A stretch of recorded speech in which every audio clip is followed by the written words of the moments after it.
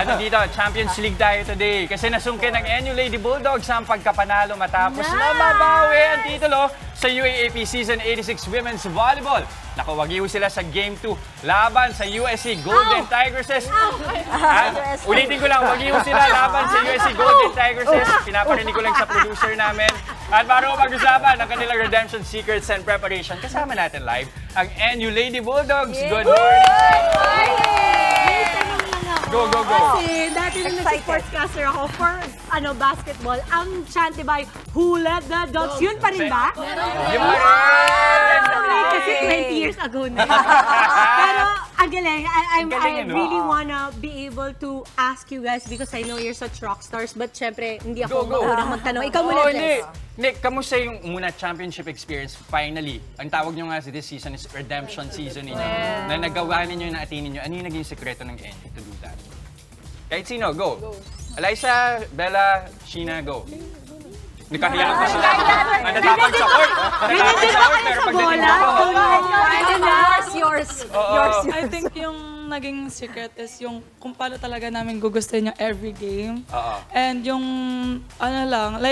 yung mantra namin lagi kapag nagti-team meeting kami is be optimistic and patience lang every day. Tsaka sa bawat isa talaga very important din sa amin. Tama. Pero ito, tanungin ko na kasi Dimps, kakaiba kalaban ng UST. Hindi lang UST team, also the UST crowd. Kakaiba mag-cheer. Kasi solid talaga kami. Kasi Tiger ako eh. No, it's true. Kasi kahit na matagal na akong wala sa UST, I still feel very. In fact, galing ako dyan, nag-talk nung huli. So alam mo ba, pag naririnig ko, uy, natalo yung UST, uy. May konting kirot, may konting kirot. Pero yun, Bella, paano nyo nalampasan yung ganong Iba yung dynamics pag live game, tapos ang laki ng crowd ng UST. At one point nga, parang ikaw yung naging turning point nung laban nung talagang bumawi kayo on I think that was the third set. So, ano yung mindset nyo going into that? I think doon na po papasok yung experience namin. Kasi since high school, UST na po yung kalaban namin. So, parang pang nag-cheer yung UST, parang kami rin, nagaganahan din kami maglaro. Yun. And kasi matagal ko na po kasama yung teammate ko. And yun nga, high school pa lang, parang UST po yung rivalry namin. Hanggang sa nasanay na po talaga kami pagdating sa malalaking crowds. I think that's a great mindset na when the opponent's crowd is cheering, you think you're being cheered as well. And very good because totoo naman kahit ang UST naman, and I'm sure a lot of sports yan So we really want everybody to win. It's just that dalawang side siya.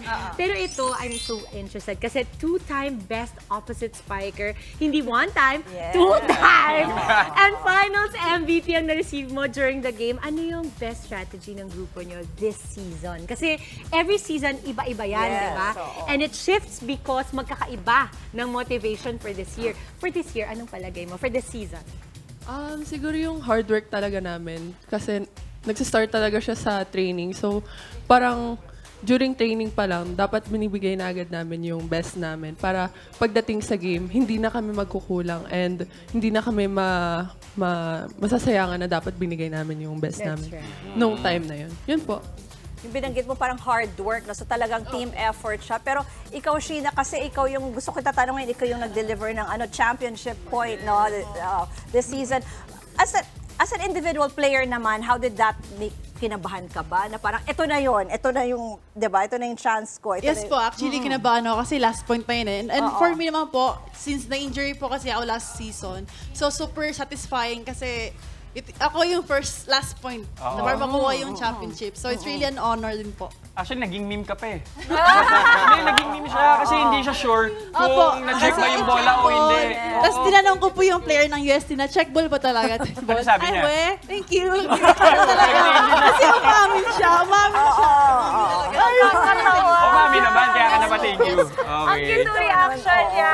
Okay, ito meron akong question for the team captain. Ano yung naging motivation ng group niyo para bumawi at muling makuha ang pagkapanalo ngayong season, team captain?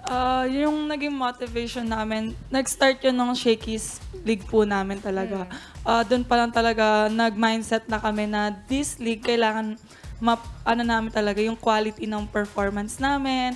Tapos kapag nakikita namin yung mga seniors namin, parang mas alam mo yung heartbreak ng last season, bumabalik siya. So ayun talaga yung sakit ng last season, ginagamit namin siya na as motivation. Tama. Favorite word ni Pain Maui yan. as Motivation. Pero totoo yan ha. Totoong motivation din yun. It can be a positive thing, yung, you know, Right. yung when you also get hurt. Kasi talagang mas yung drive mo, mas malakas to win this time around. Totoo. Okay. So speaking of winning, ito, may game tayo ha. Bago natin itanong ang last question, maglalaro muna tayo para mas makilala pa natin ang mga players ng NU Lady Bulldogs. Okay? Let's play Who's Who with the NU Lady Bulldogs. Okay. Pakita natin ang mga faces natin. Guys, ang Ready cute. pala eh. Pakita natin. Sige, sali tayo. Pakita nga natin yung may mga Ganyan. So, dahil Okay. marami tayong botohan sa mukha kung sino yung you think is the person that fits the description. Isa lang ha, bawat question. Ito. Unang tanong. Sino ang laging nalilate sa training? Ikaw ba? Pwede po ba yung mention? Walang nalilate dito sa 5 kaya wala siya dito. Kasi nalilate siya. Ano ba? Naglag na ba? Tignan po natin. Yeah, si Ate Pearl. Shira. Libero po natin. Palibero. Wala. Kaya at least hindi sila nag-ano. Same pa sila na sinasakyan papunta. Katapat lang po ng dorm namin yung gym. Pero di bali ng late, perform naman yung mga libero. O ito, the opposite naman. Sino yung laging maagang dumadating? Ikaw na to, hindi pa rin.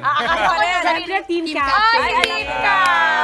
Kailangan ba yun, Erin? Dapat. Siyempre naman. Ganun talagang mindset.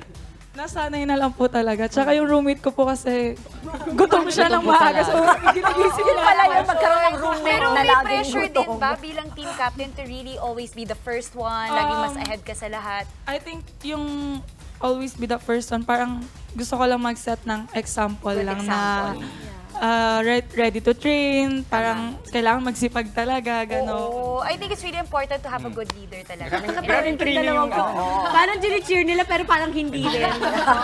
Parang okay lang yun. Grabe rin pala talaga yung training sa disiplina kapag nasa ano ka. Yeah, sa sports. no? Iba. Kasi yung mga anak ko din athletic eh, di ba? Kaya Okay. usually they arrive 30 minutes prior to Grabe. when Next they are question called. tayo. Okay. Okay, Okay. sino ang pinakamaingay sa inyong 5? Nandun ka agad? Wala daw dito. Wala. Pero sa inyo. Sa inyo. Maingay lahat. Ito. Same vibes po kami. Sige, Sige, ikaw ako. daw. Pero kailangan yan eh, no? Kailangan. Kasi parang, for me, doon nag-uumpisa yung energy ng team namin na kailangan mataas para pag training talagang bigay todo po talaga. Tama. Sino naman yung pinakamatakaw? Si Captain po. Both middle dog. Ilalagay yan kasi parang kasi sexy nyo naman. Go Lams. Nag-aaya nga po agad sila mag-samgyup ngayon eh. I love Sa labas it. ng building. I love it. Pag-deserve naman po. Kailan mo nalalaman pag deserve? Kapag, I think yung Pagramdam po yung pagod. performance. Pagramdam Kasi nababurn naman daw nila agad. Oo nga naman. Gano'n ba kayo kadalas nagtitraining? Every day. Kasi once lang a day or di may iba may twice a day nagtitraining eh. Once, pero hati po yun. Like, conditioning, then volleyball po. Amazing. Pati Sundays, meron? Depende po. Depende, minsan Depende meron. kung may Wow. games yun. Meron pa yung question. Sino ang madalas na nakakatulog agad after training? Sleepyhead. Alayan ka po. Sinong sleepyhead? Alam nila tayo Sino na ba pareho yun? yung answer. Namin alam. Sinong sleepyhead? Ito po! Paliwanag ka din. Bigyan natin ng pagkakataon magpaliwanag sila. Kasi grabe din po yung overload namin sa setting po. Ayan. Doon naman baba ng atake, di ba? Hindi masyado. Kala mo hindi umihilik. Kasi po, Very ano lang. Bilang ikaw na yung huli nagsalita, Lams, what's next for the NU Lady Bulldogs? For now po, we're taking our time po to celebrate talaga our winning championship po. Then, we have upcoming Kale sa Okson, which is on Tuesday. Sana po pumunta po Wait, kayo. anong mangyayari doon? Anong mangyayari? Bali po mag-victory party. Victory party. Okay. Saya. Nice. Oh. Ako may question ako sa mga kapatid natin na mga nanonood, tapos mga dalagita sila. At gusto nilang maging kagaya ninyo. Ano yung pinaka-inspirational message na mabibigay niyo sa kanila? Lalo na marami yung mga kapatid natin na nanonood sa mga probinsya, 'di ba? Tapos kadalasan ng mga dyan, libangan ay sports talaga, and they would play volleyball kung saan sa tabi ng mga bakura nila. What do you think is the best advice you can give them kung aspiring volleyball player ka or aspiring kang maging athlete kagaya nyo? Ako po, I think na kailangan lang talaga nilang magsipag. And doon din naman po kami nag-start kami po na from nowhere, doon nakarating po kami dito. Siguro dahil din sa tiyaga, tsinaga po kasi namin to, and hindi po siya magiging madali. So parang yung mga bata na gustong maglaro, dapat mag-intay lang sila ng chance nila. And pag dumating na yung chance, kailangan na nila i-grab. Parang grab every opportunity po talaga. Ganda. Enjoy the process po. Ayun! Importante. I like that. Kasi always, I think, very important na you enjoy what you do. Kasi ang nakikita ko sa NU Bulldogs, ay, ano ba, ang tawag? NU Bulldogs pa rin. Ang sinasabi ko lang is that I see very happy young women who are soaring very high. At I don't feel any yabang at all. So I like that. As a tigress, hindi ako nakaramdam ng, grabe naman. Yung panahon natin, ang laging biro sa NU, saan ba makikita yung NU? Pero ngayon ba, biro pa yan o alam na ng mga tao kung nasa ng NU? Siguro po alam naman alam po na. nila. Hindi ba Tama may na. NU din sa Calamba? Marami na pang NU. Actually, nung season 84, ayun po yung isa naming naging motivation na to be NU is to, parang makilala siya lalo. To be seen. Like, hindi na pag-iiwanan. Napakaganda. And definitely, inilagay niyo ang marka na yan. So, congratulations!